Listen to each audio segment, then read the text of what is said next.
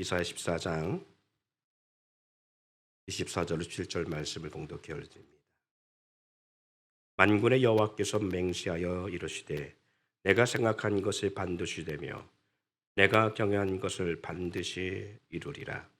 내가 아수르를 나의 땅에서 파하며 나의 산에서 그것을 짓밟으려니 그때에 그의 멍에가 이스라엘에게서 떠나고 그의 짐이 그들의 어깨에서 벗어질 것이라.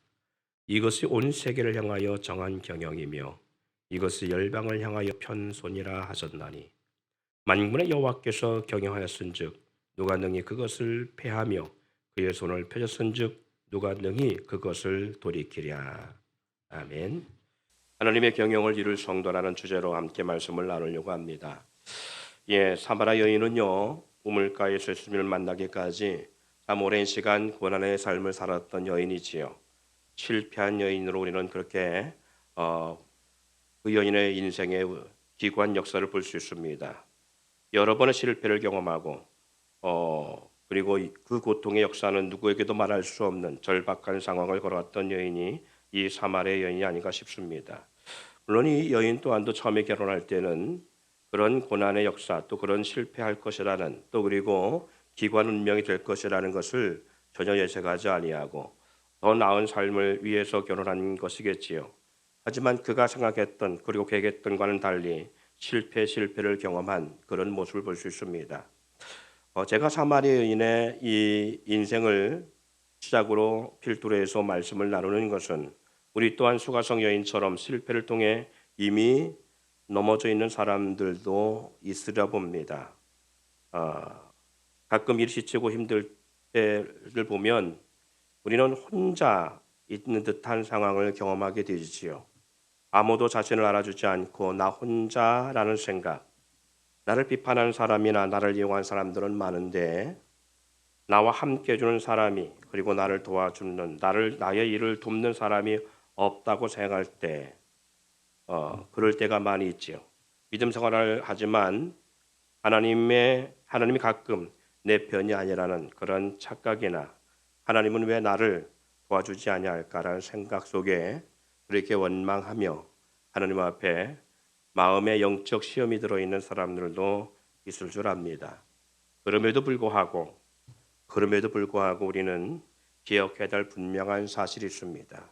그것은 다름 아닌 아무리 힘들고 어려워도 잊지 말아야 할 분명한 메시지가 있는데 첫 번째는 저와 여러분은 하나님의 사람이라는 것입니다.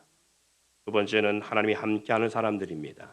세 번째는 그 하나님은 전능하신 분이라는 것이고요. 하나님의 사람들은 하나님의 일을 해야 한다는 것을 잊지 말아야 됩니다. 아무리 힘들고 어렵고 내 인생 속에서 퍽퍽한 삶의 역사가 우리 가운데 있다 할지라도 우리는 하나님의 사람으로서 내 일이 아니라 하나님의 일을 해야 된다는 것. 마지막 다섯 번째는 하나님이 하시고자 하는 일은 누구도 막을 수 없다라는 것. 이것을 우리는 잊지 않아야 될 줄 믿습니다. 저와 여러분, 오늘 이 시간을 통해서 꼭 기억할 것은 저와 여러분은 하나님의 사람들입니다. 많은 사람이 어려운 일을 경험하게 되는 이유가 있습니다. 그 이유가 뭘까 하면 하나님의 사람임을 잃어버리고 하나님의 일이 아닌 자신의 일을 하기 때문에 우리는 그 어려움을 경험할 수밖에 없습니다. 하나님의 사람들은요, 하나님의 일을 행해야 됩니다. 하나님께서 나를 통해서 이루시고자 하는 경영을 이루어 가야 됩니다. 저와 여러분은 하나님의 사람이기 때문에 그렇습니다. 하나님이 함께 하시며 동행하시고 있다는 것을 우리는 잊지 마시고 하나님이 나와 동행하실까라고 할 때에 그것은 우리가 하나님의 사람으로서 내 일이 아니라 자신의 일이 아니라 하나님의 일을 도모하고 하나님의 일을 성취해 가기를 원하시는 것이기 때문에 그렇습니다. 사단의 역사는요, 성도가 좌절하고 실패하고 영혼이 무너지길 원하는 것이 우리를 대적하는 사단의 전략이고 그리고 사단의 꿈이고 사단의 비전들입니다. 그러나 하나님은 우리가 승리하길 원하시고 이기는 성도가 되길 원하십니다. 그렇기 때문에 주님은 주님의 권능의 손으로 우리를 붙잡고 영원토록 동행하길 원하시는 것입니다.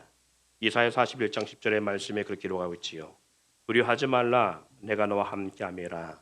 놀라지 말라, 나는 네 하나님이 됨이라. 내가 너를 굳세게 하리라. 참으로 너를 도와주리라. 참으로 나의 의로운 오른손으로 너를 붙들리라. 다시 한번 이 본문의 이 이사야 41장 10절 말씀을 가슴에 새기며 나가 읽어보기를 원합니다. 시작.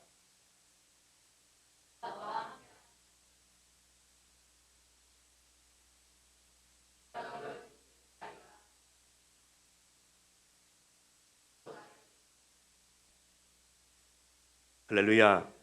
그래요. 두려워하지 말라고 말씀합니다. 왜? 내가 너와 함께하기 때문에. 그리고 말씀하시지요. 내가 너를 굳세게 하리라. 참으로 너를 도와주리라. 참으로 나의 의로운 오른손으로 너를 붙들리라 말씀합니다.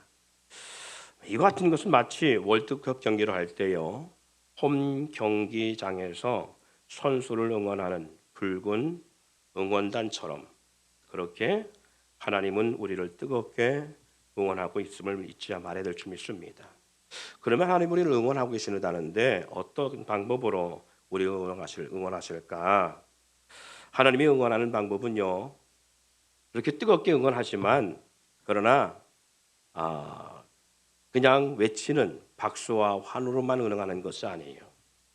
우리의 경영을 우리 가운데 하나님이 세우신 경영을 반드시 이루시기 위한 하나님의 방법으로 하나님은 사람에게 맹세까지 하면서 내가 너를 통해 내 경영을 내가 계획한 것을 반드시 이뤄낼게. 이게 하나님이십니다. 본문 말씀에 24절에 그렇게 말씀하고 있지요. 만군의 여호와께서 맹세하여 뭐하여? 맹세하여. 그래요. 맹세까지 하면서 하나님 뭐 하신다? 당신의 경영을 이루어내신다는 거예요.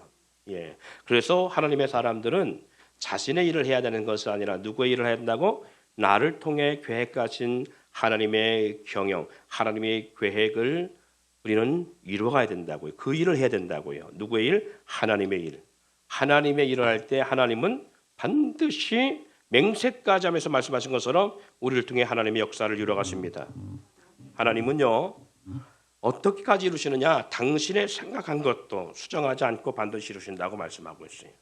내 생각이라고 말하는 것처럼 여기 말씀하고 있잖아요. 내가 생각한 것이 반드시 되며 하나님의 생각한 것을 변개하지 아니하시고 수정도 아니하시고 이루신다라는 거예요. 뿐만 아니라 모든 행하실 일을 반드시 이루신다라고 말씀합니다. 이 말은 누구든지 하나님의 계획과 경영에 방해가 될 수 있다 없다? 없다. 그래 보세요. 하나님은 나를 부르시고 권능으로 나와 동행하시고 나와 함께 하시는 이유 중에 하나가 나를 통한 놀라운 계획을 세우시고 생각해 두시고 그 계획을 이루어 가시려고 하는데 하나님의 경영은 누구도 막을 수 있다 없다? 없다라는 거예요. 근데 나는 뭘 하려고 그래요? 나는 누구의 일을 하려고 그래요? 내 일을 하려고 그래요. 그러니까 나와 하나님 사이에서 어떤 현상이 벌어지는 거예요? 그렇죠. 나는 안 가려고 하고 하나님은 보내려고 하고 나는 안 하려고 하고 하나님은 하려고 하고 나는 붙잡으려고 하고 하나님은 밀어내시려고 하시고 이런 상황이 계속 있는 거예요. 그러니까 누가 힘들어요? 내가 힘들어요. 우리가 힘든 거라고요. 하나님의 경영은 누구도 막을 수 없어요. 그래서 우리는 하나님 일을 해야 이게 형통한 일이구나라는 것을 알 수 있습니다. 예레미야 33장 2절 말씀에 이를 행하는 여호와 그것을 지어 성취하는 여호와라고 말씀합니다. 일을 행하는 여호와 그 행하시는 일을 지어 성취하시는 분이라는 거예요. 하나님은요 일을 계획하시고 그 일을 행하시되 실패나 실수가 없이 반드시 성취하는 분이라는 사실입니다. 마치 애굽에서 이스라엘 백성을 구원하시기로 계획하셨던 하나님의 역사 가운데 그것을 못마땅하게 여기고 그리고 엄청난 권력과 그리고 권세를 가지고 누구도 막을 수 없는 그러한 권세를 가지고 이스라엘 백성들의 출애굽하는 걸 막으려고 했어요. 애굽에서 떠나가는 걸 막으려고 했어요. 그럼에도 불구하고 에집트의 파라오의 그 엄청난 권력과 그리고 하나님의 반대로 서서 하나님의 일을 방해하려고 했던 파라오나 에집트가 결국은 패하게 되어집니다. 예. 아무리 강력한 세상을 쥐락펴락하고 날아가는 공중에서도 떨어뜨릴 수 있는 권력과 권한을 갖고 있을지라도 하나님 앞에는 조족지혈이에요. 그래서 이스라엘 구원하고자 하시는 하나님의 계획 앞에 그들은 방해하고 대적했지만 결국 누가 승리하셨다? 하나님의 계획을, 하나님의 경영을 막아낼 수가 없었어요. 이게 하나님의 역사입니다. 아니, 저와 여러분들이 파라오보다 세겠어요? 이 땅에 살아간 사람이 아무리 센들, 파라만큼 그 당시에 고대 파라오, 고대 이집트만큼 강력한 군주의 권력을 갖고 있는 사람이 누가 있겠어요? 그럼에도 불구하고 하나님의 역사를 막을 수 없어요. 예. 하나님이 세우신 경영과 계획이 뭐냐? 오늘 본문 속에 말씀합니다. 내가 아수르를 나의 땅에서 파하며 나의 산에서 그것을 짓밟으리니 그때 그의 멍에가 이스라엘에게서 떠나고 그의 짐이 그들의 어깨에서 벗어질 것이라. 이 말이 무슨 뜻이냐면요, 하나님은 가만히 하늘에서 일도 하지 않으시고 계시고 그냥 바라만 보시고 그냥 이렇게 지켜만 보시는 분이 아니라는 거예요. 오늘 성경을 통해서 보면 너무나 많은 엄청난 일을 하시는 분이라는 사실을 우리는 볼 수 있는데, 이 본문의 말씀 이사야 14장 25절 말씀의 의미는 하나님의 백성을 압박하고 징치하는 아수르를 하나님이 그들을 패하시고 이스라엘 백성을 구원하시기로 하나님이 계획하셨다면 그건 반드시 성취될 뿐이 된다라는 거예요.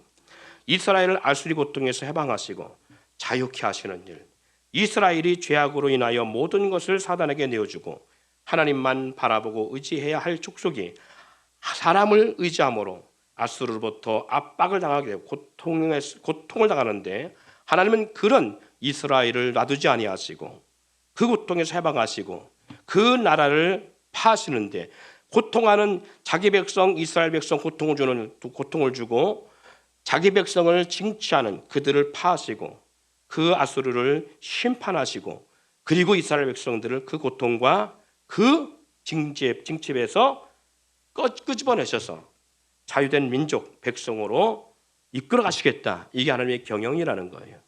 사랑하는 여러분, 그럼 이 말이 오늘 이 경영은 우리에게 어떤 의미를 두고 있느냐라고 말할 때에 성도를 대적하는 마귀를 꺾고 그리고 우리의 인생을 방해하는 어둠의 세력들에게서 우리를 보호하시고 사단을 진멸하시고 우리로 하여금 하나님의 우리를 통한 놀라운 계획을 이루실 것에 대한 그 경영을 하나님은 완성해 가신다는 거예요.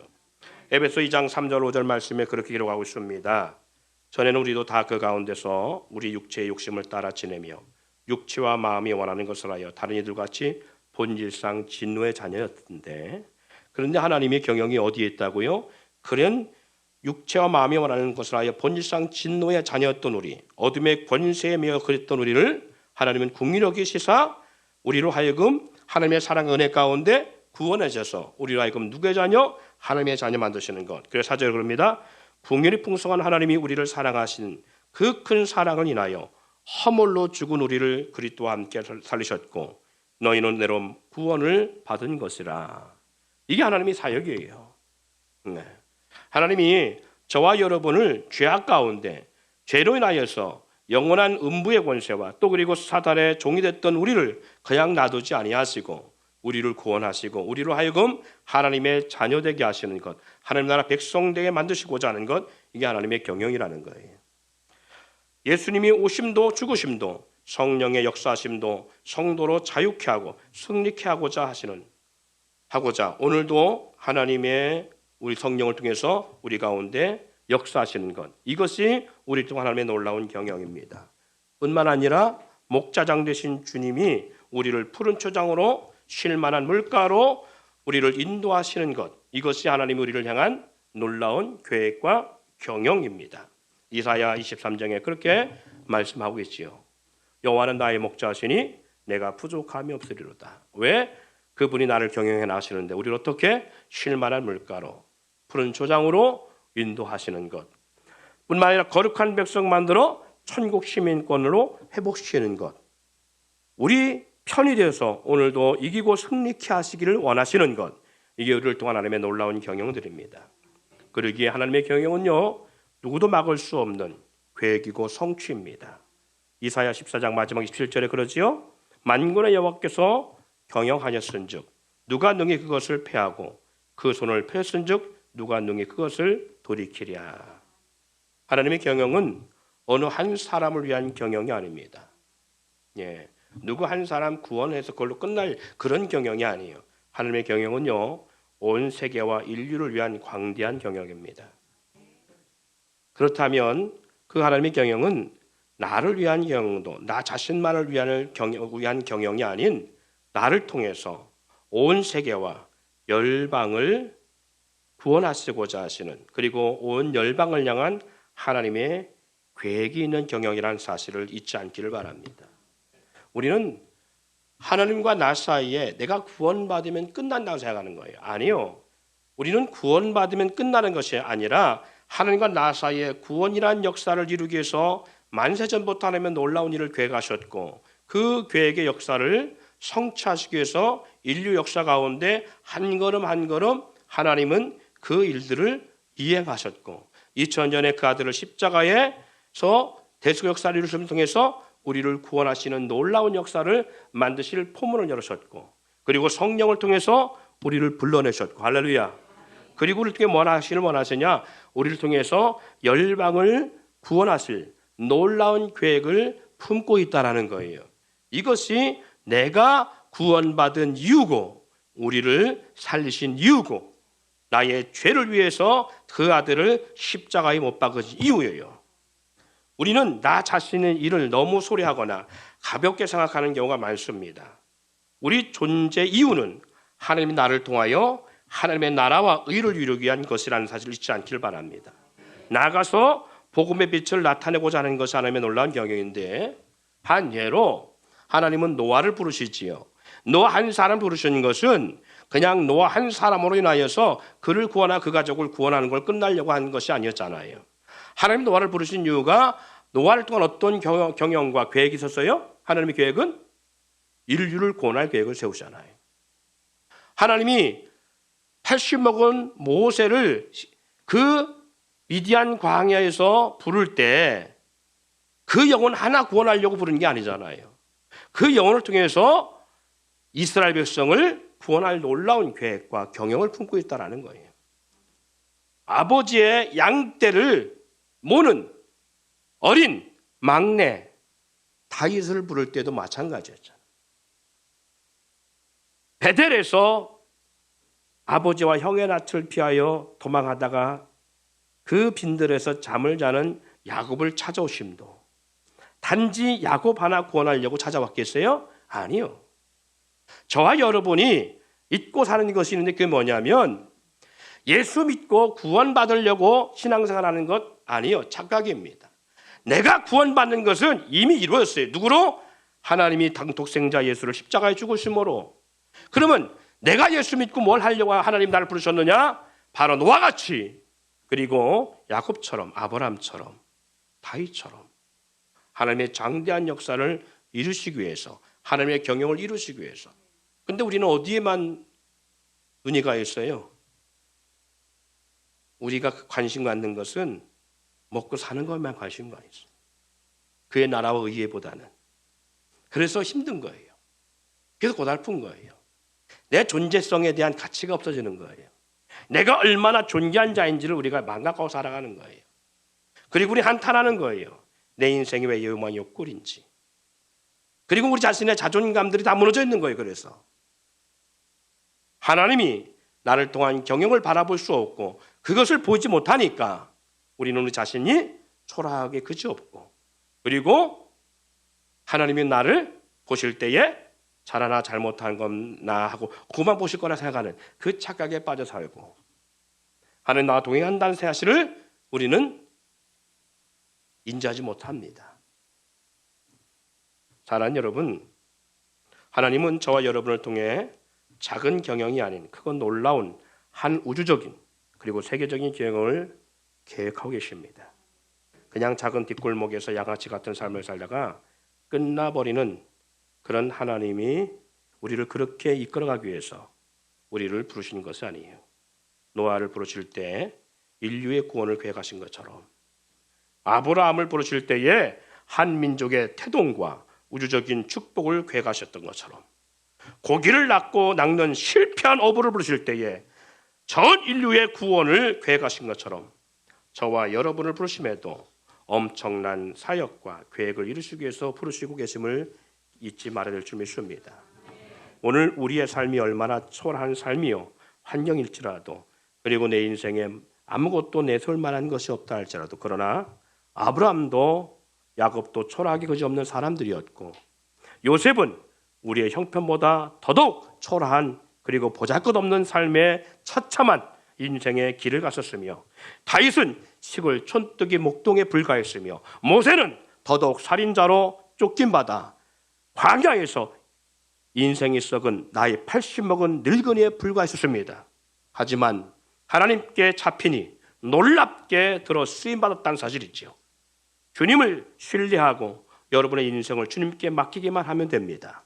주님은 우리를 통해 이루시고자 하신 일들이 반드시 우리를 통해서가 아니라 나를 통한 하나님이, 내가 하는 것이 아니라 그런 초라하게 그지없는 내 인생이라 할지라도 그런 인생을 붙잡고 있는 하나님이 하신다는 사실을 잊지 않기를 바랍니다.